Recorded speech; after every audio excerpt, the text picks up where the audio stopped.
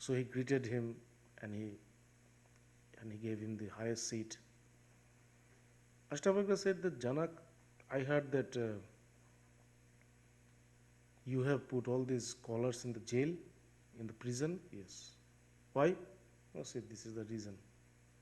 I asked them, is it true? They said it is true. But they cannot do it. So Ashtavakra said that, do you want to know whether it's true or false? Janak said, yes, I'd like to do it. I can do it for you. I can give you that enlightenment within this time of, which takes for a man to climb the horse. But in lieu of that, you have to free all these people, all these scholarly people. Janak said, okay. So he freed all these scholarly people, and he took, with Ashtavakraji, he went to the forest. So when he went to the forest, he put one, feet on that saddle, and he was going to climb. At that time, Ashtavakra said, stop.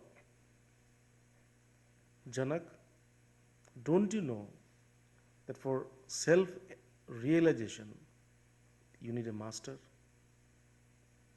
At that moment, while one feet was there, Janak said, Master, I surrender my body, my mind, and all my possessions to you.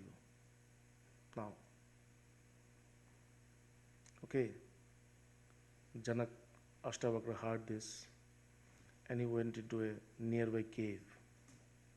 And Janak was standing in that way, 1 feet up with the two hands there. After a long, long time, maybe after a few hours, he came out. When Ashtavakra came out, he saw that Janak was still standing there in that way, 1 feet up, and the two hands in the reins of the horse, and he was standing there. And he has become completely still, very still. Ashtavakra said that, what are you doing, king? You are a king. Why are you standing this way? Janak said that, Gurudev means master. I have given everything to you. Now I do not know what to do or what not to do.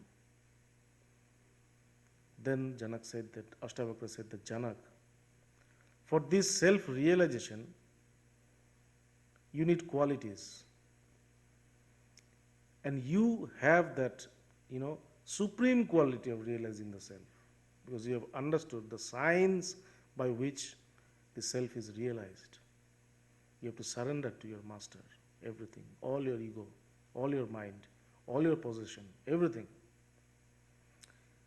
Then Ashtavakra said, Janak, behold this idea. Just listen carefully, okay? How self-realization happens. Janak, behold this idea that you are the one pure divine consciousness, ever liberated. Behold this idea. The moment Ashtavakra said this, Janak entered into the state of samadhi. So, after that, when he came out, Ashtavakra asked, do you have any question? Do you have any confusion? Janak said, Gurudev, with your mercy, I do not have any question. I do not have any confusion. I'm clear. Vidyate hridaya granthi, chindante sarva samsaya. All my doubts, all my confusions, all my questions are satisfied. So this is the science of self-realization. Why do a master tell a disciple to chant or to meditate? Just to have that concentration of mind where he can behold this idea completely that you are the self.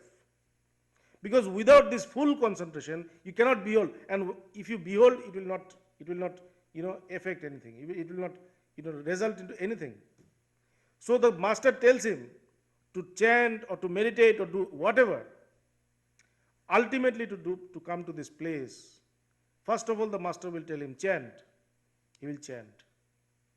He will chant up to that limit when he sees that he cannot chant more.